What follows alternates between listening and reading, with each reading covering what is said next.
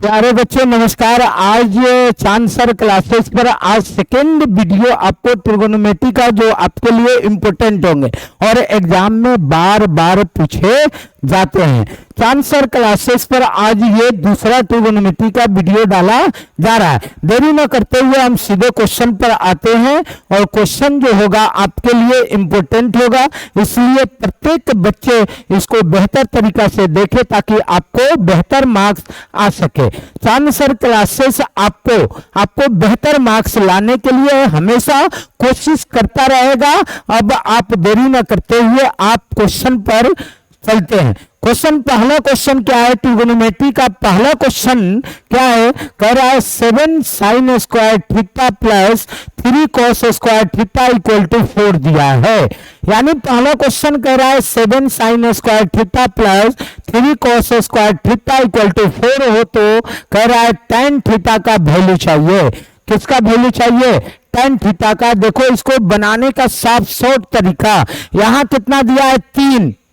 कितना दिया है पहले ये बताओ, कुछ मत देखो, सिर्फ देखो 3। अब ये देखो 7 में से 3 गया तो क्या आएगा? 4 sin square theta equal to 4। यहाँ 3 जब इसमें से घट रहा है तो इसमें से भी 3 घटाओ तो कितना आया? 4 sin square theta equal to कितना आ गया? 1।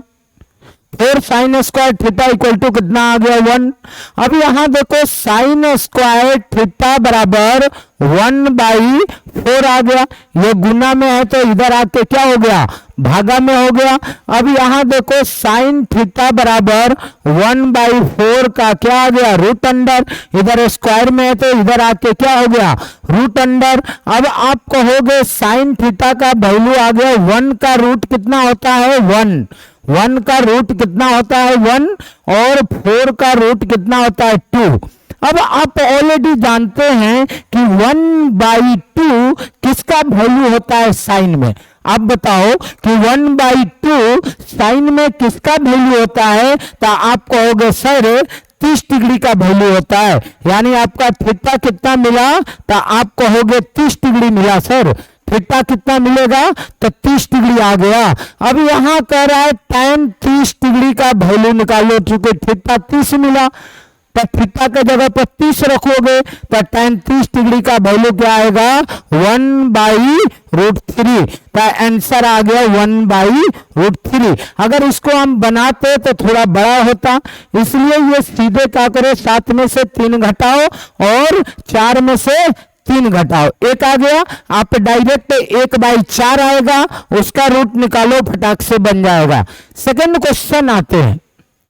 ट्रिगोनोमेट्री जो होता है, ट्रिगोनोमेट्री और अलजेब्रा एक दूसरे का क्या है? लवर है। बुझ जाइए, वह लवर है, वह प्यार करते हैं एक दूसरे को। अगर ट्रिगोनोमेट्री और अलजेब्रा की बात नहीं करते हैं तो ये नहीं बनने वाला है।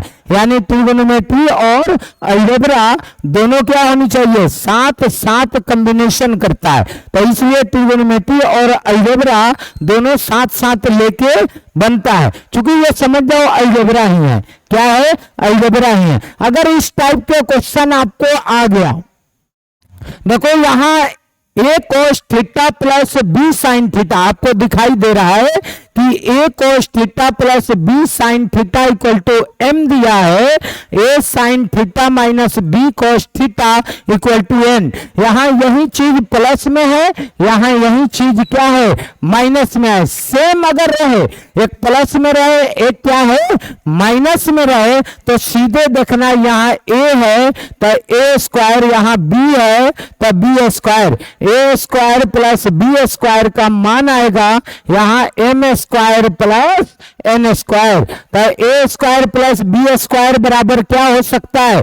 M square plus N square. कहानी समाप्त। चूंकि हम ऑब्जेक्टिव बता रहे हैं, अगर सब्जेक्टिव जाते तो ये दोनों का स्क्वायर करके जोड़ते, दोनों का स्क्वायर करके क्या करते? जोड़ते।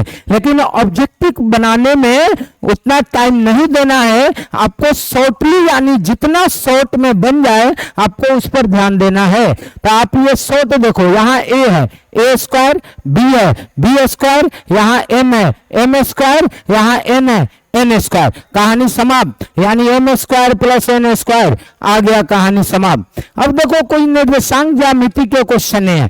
निर्देशांक ज्यामिति का मतलब होता है किसी चीज को निर्देश करना। तो निर्देशांक ज्यामिति की कुछ क्वेश्चन है, आप देखोगे निर्देशांक ज्यामिति के क्वेश्चन कैसे बनेगा। यदि बिंदुओं इतना इतना इतना एक समानांतर चतुर्भुज के शीर्ष इसी क्रम में लिया जाए तो P का वैल्यू बताना है। देखो कुछ नहीं है, एक समानांतर चतुर्भुज बना दो। अब समानांतर चतुर्भुज एक बना दिया, चलो ए बी सी और डी। चलो एक समानांतर हमने चतुर्भुज बना दिया। क्या बना दिया? समानांतर चतुर्भुज। अच्छा, ए का कोऑर्डिनेट आपको 6 1 दिखाई दे रहा है, बी का कोऑर्डिनेट 8 2 है, और यहां देखो सी का कोऑर्डिनेट 9 4 है, और इसका कोऑर्डिनेट देखो P और 3 है।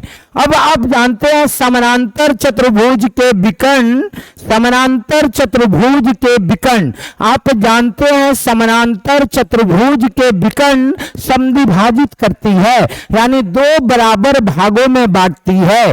जब ये दोनों बराबर होगा तो ये पक्का मध्य बिंदु होगा।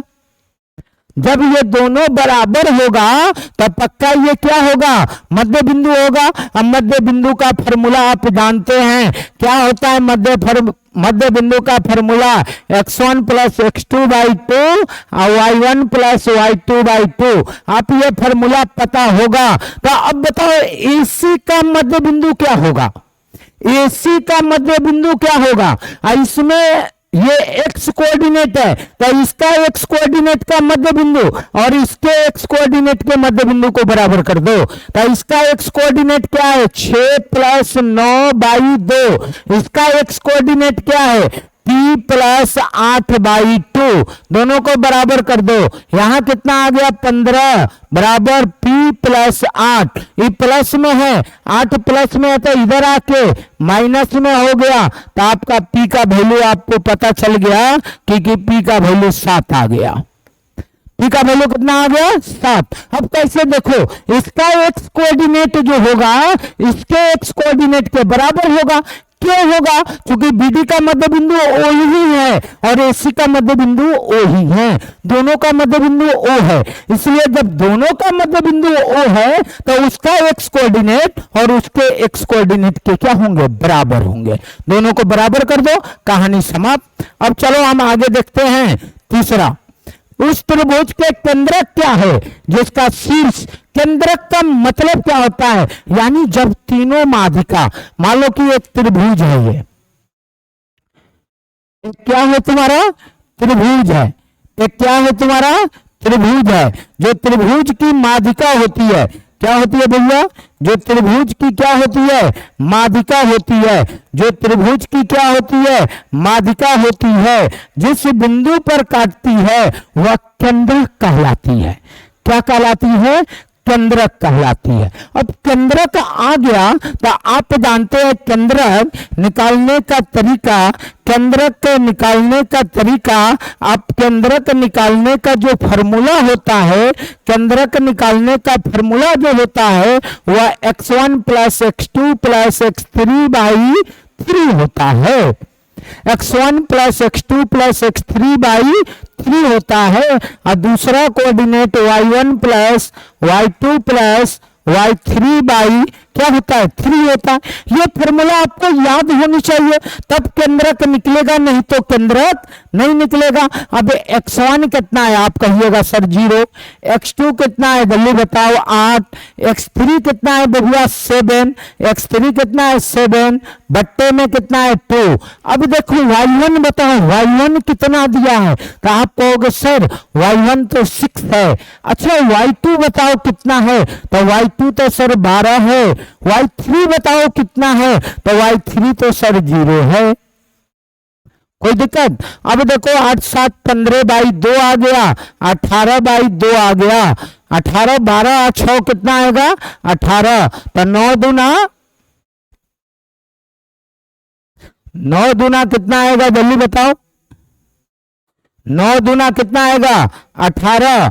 9 दूना कितना आएगा? 18। यानी 15 बाई 2 और कितना आएगा? 9 बाई क्या आएगा? 9। 15/2 और कितना आएगा 9, 15/2 और 9, यानी आपको केंद्रक निकालने का तरीका आ गया। केंद्रक निकालने का तरीका क्या होता है, यानी 0 6 दिया है, 8 12 और इतना दिया है, 8 7 15/2 आएगा 18/2, तो आपका आंसर 15/2 और 9 होगा, 15/2 और क्या होगा 9 होगा, यानी आपका 15/2 और आंसर क्या आएगा 9 आएगा।